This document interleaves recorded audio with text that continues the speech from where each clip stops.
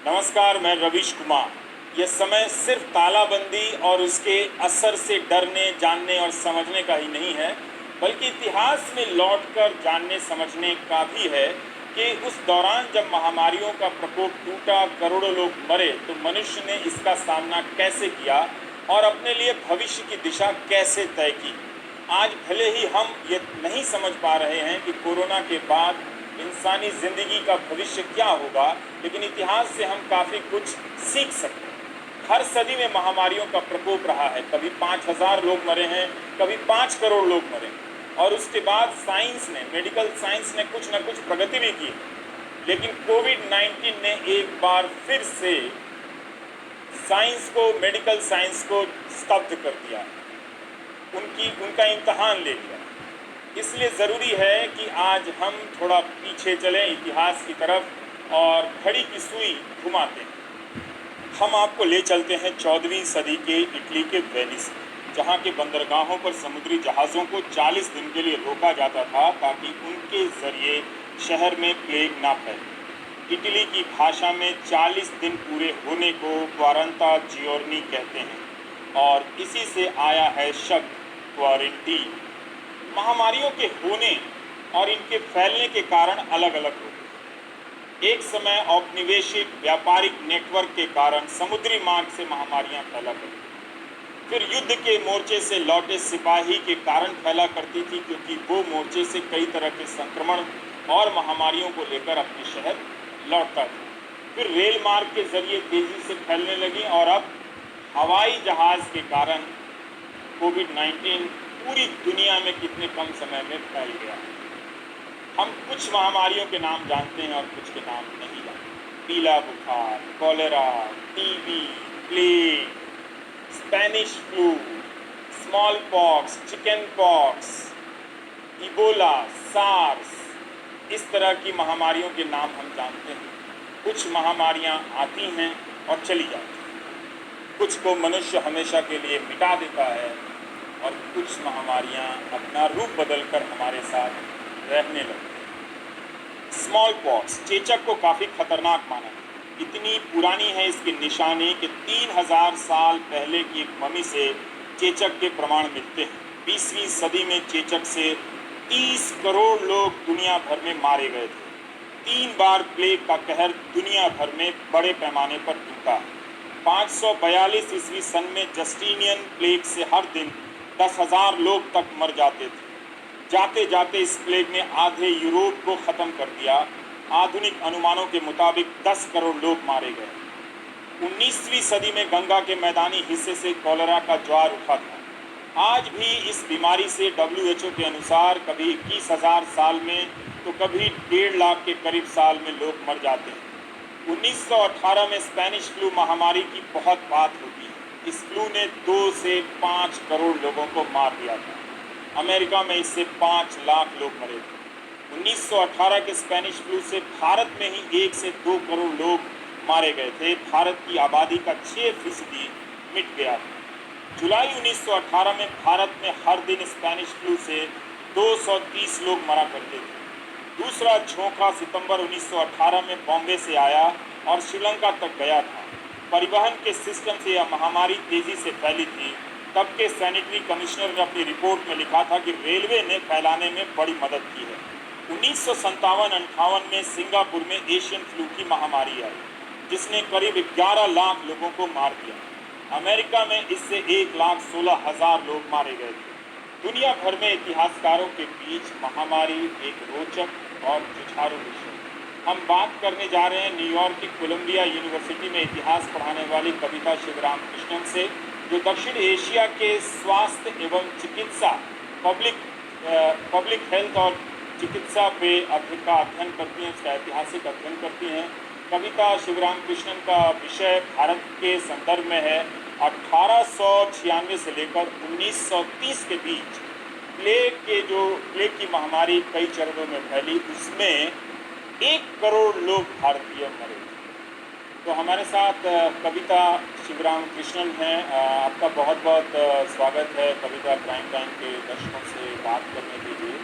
और हमारा पहला सवाल यही है कि आप इतिहासकारों को महामारी के इतिहास, पैंडेमिक के इतिहास में जाकर ऐसा क्या मिलता है जिसके कारण आप लोग इतना इंटरेस्ट लेते हैं? क्या कुछ सीखने को मिलता है इससे?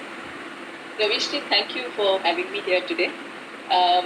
ये जो महामारी है, एपिडेमिक या पैंडेमिक है, हमको इसलिए बहुत इंटरेस्टिंग लगता है क्योंकि ये ऐसा समय है जो बहुत सोशल स्ट्रेस या घबराहट का टाइम है। ऐसा समय है, मैं कह सकती हूँ कि एक टाइप का सोशल एक्सपेरिमेंट होता है।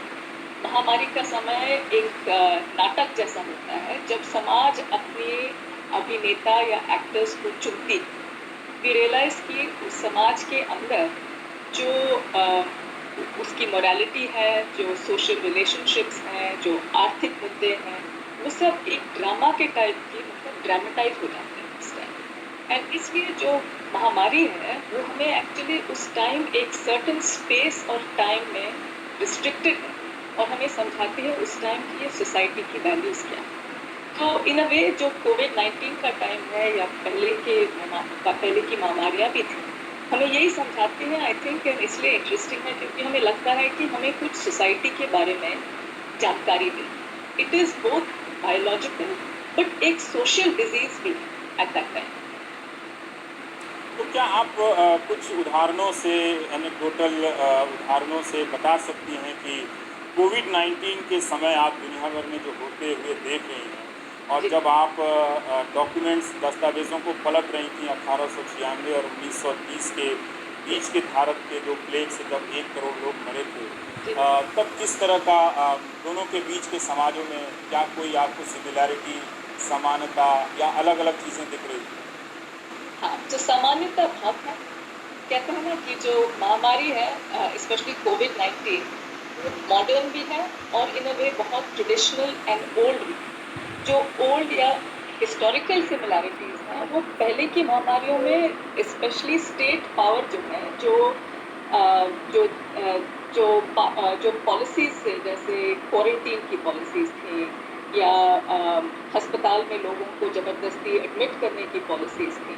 ऐसे कॉलोनियल टाइम में बहुत सारी इंटरवेंशंस, जब प्लेग पहली बार हांगकांग से लेकर जब बॉम्बे में पहली केसेस हुई 1896-97 में, उस टाइम लोगों को बहुत लगा कि ज़बरदस्ती की पॉलिसीज़ इम्पोज करी गई। तो इन अ वे बहुत जल्दी पब्लिक जो डिबेट थी वो उभर गई कि स्टेट की पावर्स क्या होनी चाहिए प्लेग के टाइम। तो आई थिंक ये बहुत बड़ा डिबेट है। जब भी एक महामारी आती है, सिटीजन्स जो हैं, जो पब्लिक हैं और जो स्टेट है, उन दोनों के बीच ऑल द टाइम ये डिस्कशन होता है कि किसकी पावर्स कहाँ तक सीमित होगी, कि स्टेट किस लेवल पे लोगों को रेगुलेट कर सकती है, किस लेवल पे उनको बता सकती है कि उनको कब अंदर रहना चाहिए, कब बाहर जाना चाहिए और कितने और मतलब दोनों सिटीजन्स और स्टेट की बाउंड्रीज क्या हो सकती है। और ये महामारी जो थी 1896-97 बॉम्बे में, बहुत जैसे अभी हम कोविड-19 के साथ देखते हैं, जो मजदूरों के साथ हुआ है, जो माइग्रेंट वर्कर्स के साथ हुआ है।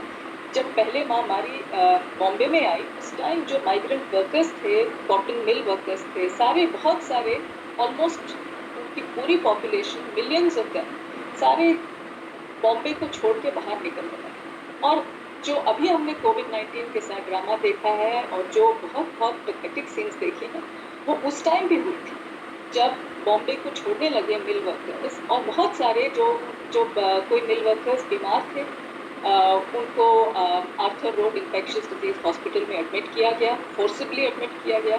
तो उन्होंने पत्थर फेंके उस time against the hospital staff. तो जो डिस्ट्रस्ट है, जब हम कम्युनिकेट पब्लिक से नहीं करते हैं, वो भी बहुत विजिबल होता है पहले की महामारियों में और आज की महामारी के टाइम।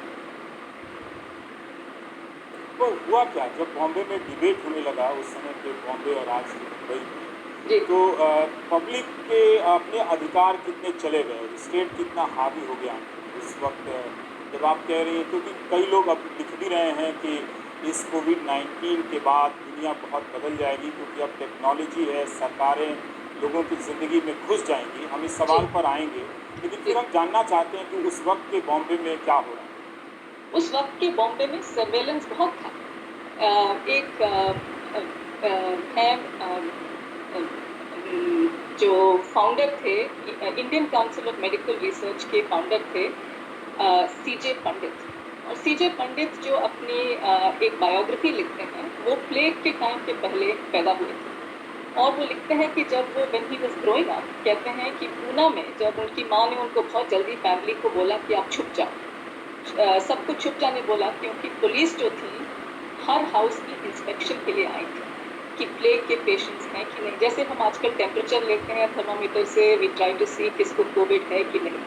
तो इन जो पर्सनल या इंटीमेट स्पेस है उसके अंदर आके पुलिस इंस्पेक्शन, लोगों को बाहर ले जाना, सेग्रीगेशन, मतलब कि प्लेग कैंप्स थे और लोगों को फोर्सिबली वहाँ पे बिठाया जाता था। और इसलिए बहुत सोशल टेंशन्स जो थी वो बढ़ जाती थी। तो ये सेग्रीगेशन जो है, इवैक्यूएशन, लोगों को अपने घर से बाहर ले जाना, और ट्रांसपेरेंसी जो थी उस टाइम, स्पेशली क्योंकि उस टाइम की ब्रिटिश कॉलोनियल गवर्नमेंट थी, तो इंफॉर्मेशन और कम्युनिकेशन बहुत कम था। तो मेरी राय से एक्चुअली पब्लिक ट्रस्ट जो है वो बहुत इंपॉर्टेंट है at the time of the play. You always have to have communication. पर आप 1896 की बात करें, पता नहीं उस वक्त के अखबार क्या कर रहे थे, ब्रिटिश अखबार ही सही, लेकिन 1896 से लेकर 1930 तक आपका अध्ययन का काफ़ी बड़ा समय है।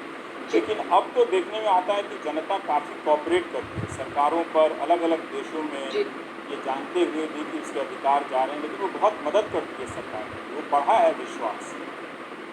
तो मदद करती है, but I think public debate जो है हर लेवल पे होनी चाहिए।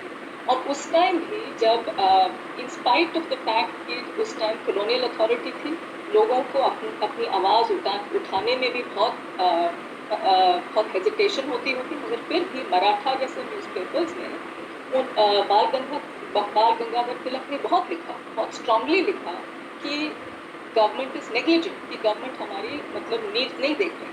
और जब एपिडेमिक डिजीजेस एक्ट पास हुआ और लोगों को पुलिस आके अंदर इंस्पेक्ट करती थी, तो रेजिस्टेंस बहुत थी। आजकल मुझे लगता है कि लोगों को लगता है कि उनके पास इंफॉर्मेशन है तो उनको प्रोटेस्ट या रेजिस्टेंस की जरूरत नहीं है। पर मगर मुझे लगता है कि जो पब्लिक डिबेट है वो लोगों को हर वक्त जारी रखना चाहिए। There is a very important need कि महामारी के टाइम क्वेश्चंस भी रेज करने चाहिए, चैलेंजेस भी आने चाहिए, and one should not accept कि जो साइंस है या एक्सपर्टीज है उनको सब कुछ पता है। We should always ask questions and want data and numbers. And ये डिबेट, बहुत पब्लिक डिबेट महामारी के टाइम इम्पोर्टेंट है, and following rules instructions is good. But इससे भी ऊपर ये अच्छा है कि सोसाइटी उस टाइम अपनी डेमोक्रेसी की सबसे इम्पोर्टेंट ट्रेड्स उस टाइम दिखाए, लोकतंत्र के लक्षणों का विस्तार करे, दिखाए, आप कह रहे हैं। बिल्कुल। पर मैं ये जानना चाहता हूँ कि 1896 से 1930 के बीच जब 1 करोड़ लोग मरे, तो इसका असर आम जन की उदासी पे, पब्लिक डिस्कोर्स के जीवन की उदासी पे कुछ पड़ा था। उस वक्त शहर कैसे खाली हो गए थे और कैसे शहरों ने खुद को अपना जिंदा किया। जैसे आप कह रही हैं कि मुंबई के कॉटन मिल के सारे मजदूर शहर छोड़कर जाने लगे, फिर वो कॉटन मिलें कैसे शुरू हो सकती, या फिर वहाँ पे दूसरा उद्योग की तरफ मुंबई चल गए। तो उसके बाद एक्चुअली महामारी के टाइम, स्पेशली इन्फ्लुएंजा के बाद, जब इन्फ्लुएंजा पैंडेमिक हुआ 1918-19 में, जब स्टेट लेवल पे ज़्यादा एक्टिविटी नहीं हुई, ज़्यादा हेल्प नहीं मिला, लोगों ने अपने आप से अपने को जनरेट करने की कोशिश की। ये जो आर्य समाजी थे, रामकृष्ण मिशन थे, सेवा समिति, ये सारे जो उस टाइम के फिलैंथ्रोपीज या NGOs टाइप के थे, उन्होंने बहुत मिडिल क्लास की जो उस टाइम पार्टिसिपेशन थी, जो बिल्कुल गरीब थे, उनकी मदद करने की बहुत फिर वो फोर्थ फ्रंट पे आते हैं, वो आगे बढ़ते हैं। और उस टाइम बहुत सोशल जो सपोर्ट है, सोशल सॉलिडारिटी है, वो उस टाइम काफ़ी इस्टेब्लिश हो जाती है। एंड आई थिंक कि जब भी एक महामारी होती है और रिकवरी का टाइम होता है, जब वर्कर्स वापस मिल पे आते हैं काम करने के लिए, उस टाइम ये सोशल सॉलिडारिटी, सोशल नेटवर्क्स बहुत इम्पोर्टेंट है। खाली स्टेट के रूल्स या पॉलिसीज बनने से नहीं होता है, हमको भी दरवाजे से बाहर आके we have to also show that solidarity कि क्वारंटीन में अंदर में बंद होना नहीं। भारत में कविता में बता सकता हूँ कि अनगिनत लोगों को देख रहा हूँ और संस्थाओं को देख रहा हूँ, सरकार तो अपना कर ही रही है या नहीं कर रही है, वो लोग कमाल का काम कर रहे हैं, लोगों को खिला रहे हैं अपने पैसे से, बहुत ज़्यादा जी पैसा नहीं है उनके पास, जी लेकिन फिर भी ये जनता के सहयोग से मुझे लगता है कि दुनिया में इस वक्त सबसे बड़ा फूड सिक्योरिटी कार्यक्रम चल रहा है। मेरा एक जी सवाल और है कि इस महामारी के दौरान विज्ञान की तरफ भरोसा ज़्यादा बढ़ता है लोगों में, लोग अंधविश्वास छोड़ते हैं जी या फिर अंधविश्वास की तरफ ज़्यादा जाते हैं? जी मेडिकल साइंस कैसे इवॉल्व की भारत में उस इस तरह के प्लेग या स्पेनिश फ्लू के प्रकोप के बाद? तो जब प्लेग 1897-98 में जब पहली बॉम्बे में केसेस हुए, फिर पंजाब में बढ़े, उस टाइम एक्चुअली ब्रिटिश गवर्नमेंट की बहुत उनको ये लगता था कि जो बैक्टीरियोलॉजी है, ट्रॉपिकल मेडिसिन है, ये सब एक उनको अपने विज्ञान पे बहुत फख्र था। एट दैट टाइम ये लगता था कि उनकी मेन सुपीरियॉरिटी जो है, कॉलोनियल सुपीरियॉरिटी जो है इंडियंस के कंपैरिजन में, वो मेनली ये वेस्टर्न मेडिसिन और साइंस, ये जो अंग्रेजी दवाइयाँ हैं, उनकी उसकी उसकी बेसिस पे थी। मगर प्लेग ने ये दिखाया एक्चुअली कि साइंटिस्ट पीछे रह गए, they were not able to have any cure, कोई मैजिक बुलेट जो कहते हैं प्लेग के लिए, वो नहीं था उसमें। तो ऐसा हो जाता है कि उस टाइम साइंस की जो क्लेम्स हैं, एक्सपर्ट्स की जो एक्सपर्टीज है, वो सब क्या कहते हैं, बिल्कुल ओपन हो जाती हैं, they don't have any answer eight that time. तो लोग उस टाइम रूमर फैल जाती हैं, और जो वैद हकीम थे उस टाइम के, वो आगे बढ़ते हैं, क्योंकि बहुत साल से उनको कहा गया था कि आप मेडिकल कॉलेज में दाखिला ना कीजिए, क्योंकि आयुर्वेद और हिकमत को कुछ वेस्टर्न मेडिसिन के कंपैरिजन में वो पीछे रह गई। तो बहुत जो वैद और हकीमों की मतलब रोजनामचे वगैरह मैंने स्टडी किए थे पंजाब में, बॉम्बे में, वो ये दिखाते हैं कि उनको लगता है मौका अब ये आ गया है कि साइंस को भी हम लोग इन सब वेज क्वेश्चन कर सकते हैं, कि हम लोग भी कह सकते हैं कि हमारी जो दवाई दारू है, जो हमारी नुस्खाबाजी है, उसकी भी कोई जगह है। तो एक मेडिकल मार्केट उस टाइम ओपन कर गया था, जो बहुत फ्लेक्सिबल हो गया था, कि जो क्लेम्स थी साइंस की, वो थोड़ी पीछे हो गई थी। लेकिन जो हिकमत है या फिर आयुर्वेद वाले हैं, पर जी इनके दावे जाकर सही साबित हुए थे जब वो साइंस को चुनौती दे रहे थे, जी तो क्या इन दवाओं से लोग ठीक होने लगे थे? एक्चुअली उनकी भी क्लेम्स ये नहीं थी कि हम लोग के पास ऐसी दवा दारू है जो महामारी को मोहन सिंह वैद थे पंजाब में, उन्होंने एक किताब लिखी थी महामारी दमन, और उनकी क्लेम्स ये नहीं थी कि हम प्लेग को बिल्कुल क्योर कर सकते। वो यही कहते थे कि अगर लोग सेहत अच्छी रखें, अच्छी डाइट करें, और घरों को साफ रखें, वो पब्लिक हेल्थ की जो वैल्यूज़ हैं, जो प्रिवेंशन की वैल्यूज़ हैं, वो उन्होंने बहुत एक्टिवली, ऐसे जो वैद और हकीम थे, उन्होंने काफ़ी उसके बारे में लिखा। आई थिंक ये जो मैजिकल क्योर है, जो वैक्सीनेशन, इनोकुलेशन, एक वन टाइम टेक्नोलॉजी का जो ऑफर है, वो मोस्टली वेस्टर्न मेडिसिन में होता है। बाकी सिस्टम्स ऑफ मेडिसिन जो है, वो थोड़ी होलिस्टिक है। वो कहते हैं कि जिंदगी भर you have to look after your health, की प्रिवेंशन होनी चाहिए, और जो गरीब लोग हैं उनकी डाइट अच्छी होनी चाहिए। तो एट दैट टाइम वो लोग वही बोलते हैं कि पब्लिक हेल्थ बहुत इंपॉर्टेंट है, प्रिवेंशन इंपॉर्टेंट है, और वो इन सम वेज वो अलाइन हो जाते हैं ब्रिटिश के साथ, कि कहने के लिए कि हम लोग मैसेज देंगे, पब्लिक हेल्थ मैसेज देंगे टू पीपल। ठीक ठीक, कुछ इस तरह का भी यहाँ हो रहा है। पर उस दौरान जब 1 करोड़ लोग मरे थे, तो उस दौरान आप बता सकती हैं कि किस तरह के विलेन बनाए गए थे? जैसे इस वक्त भयानक किस्म की सांप्रदायिकता फैली हुई है, कई तरह के व्हाट्सएप यूनिवर्सिटी में एक समुदाय के प्रति अफवाहें चल रही हैं बेबुनियाद। तो उस वक्त भी इस तरह के दुश्मनों की तलाश की गई थी, या प्लेग के दौरान जब 1 करोड़ लोग मरे थे, तो सामाजिक सौहार्द या कम्युनल हार्मनी काफ़ी बढ़ गया था भारत में? जी, ये महामारी का टाइम रवीश जी ऐसा है, जो जिस टाइम में कुछ क्या कहते हैं, कोई रैंडमनेस होती है, कुछ लोगों को लगता है कि नियम सारे कुछ टूट गए हैं, तो उसको कैसे स्ट्रक्चर करें, लोग सोचते हैं कि किसी को ब्लेम करना चाहिए। तो उस टाइम भी प्लेग जब था या इन्फ्लुएंजा था, उस टाइम दिल्ली, लाहौर, बॉम्बे में बहुत क्या कहते हैं, प्लेग के रूमर्स थे, अफवाह बहुत फैली, और रूमर्स ऐसे थे कि जो पानी की सप्लाई है वो पॉइजन हो गई है, पानी मत पीजिएगा, ऐसा है कि पॉइजनिंग जो है ये पुलिस या ब्रिटिश ने की है, लोगों को मार डालना चाहते हैं। तो जब भी सोसाइटी में ट्रस्ट कम हो जाता है, जब लोगों को लगता है कि उनका स्टेट पे विश्वास कम है या डॉक्टर्स या नर्सेस पे विश्वास टूट जाता है, उस टाइम ये रूमर्स बहुत प्रोलिफरेट करते हैं। बहुत लोगों ने, फॉर इंस्टेंस, एक बहुत इंटरेस्टिंग स्टोरी मैं आपको सुनाना चाहती हूँ कि जो हकीम मजीद खान थे वो हकीम अजमल खां के फादर थे। करोल बाग के साइड उनका बहुत बड़ी फार्मेसी थी। तो रात को दिल्ली में रूमर्स फैल गए और पोस्टर्स लग गए चांदनी चौक में कि हकीम माजिद खान की दवाई ठीक नहीं है, वो हमें डिसीव कर रहे हैं। बहुत सारे वैद जो थे, जो गवर्नमेंट के साथ कोऑपरेट कर रहे थे, उनके खिलाफ भी काफ़ी सारी पब्लिक खड़ी हुई, काफ़ी सारे मतलब हकीम वैदों के खिलाफ। और इसलिए क्योंकि उनको लगा कि सरकार ना डॉक्टर्स गरीबों के ऊपर ध्यान दे रहे हैं। तो काफ़ी सारी जो ये अनोनिमस रूमर्स होती हैं, जिनको वैसे वॉइस नहीं मिलती है, ये रूमर्स के थ्रू इन सम वेज वो बात करते हैं।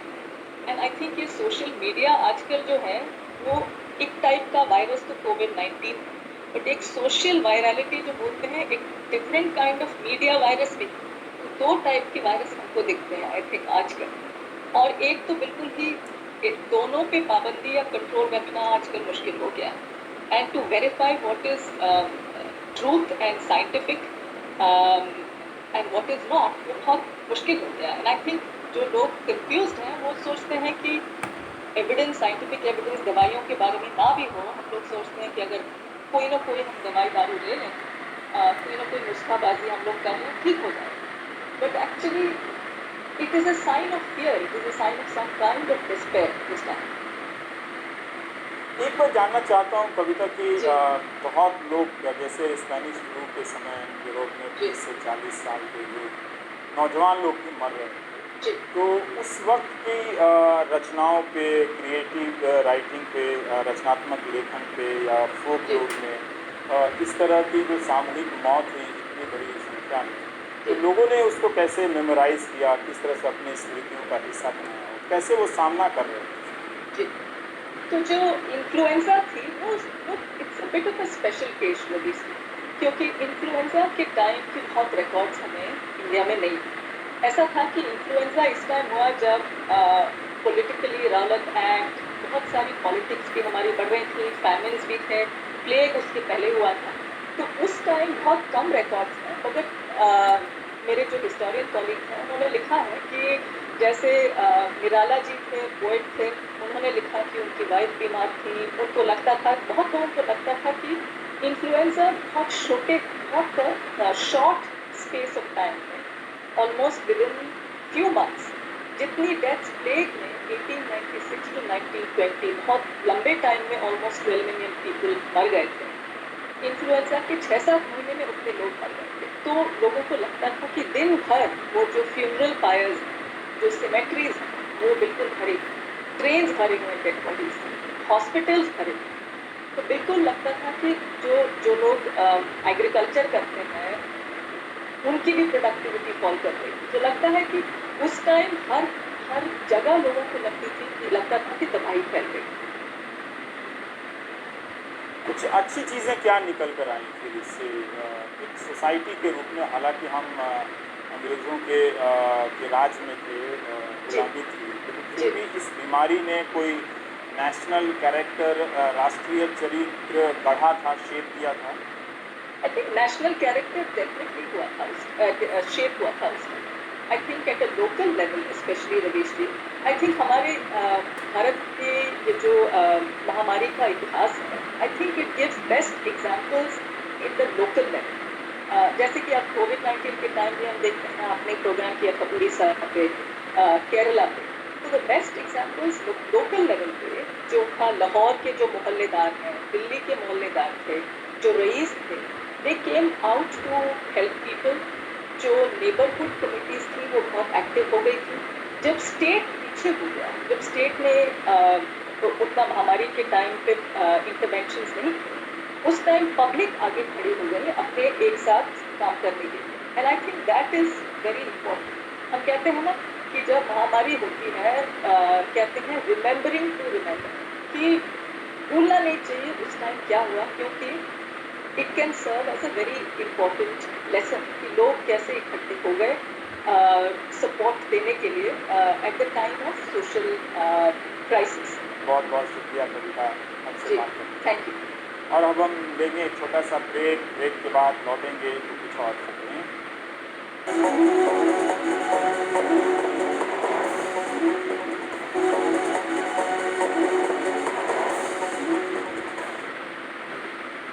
अलग अलग सरकारें राशन के जरिए लोगों को अनाज दे रही हैं। राशन की दुकानों पर कतारें बढ़ती जा रही हैं और यहाँ एक अलग तरह की सामाजिक हकीकत नजर आती है जो तमाम तरह के दावों से अलग है।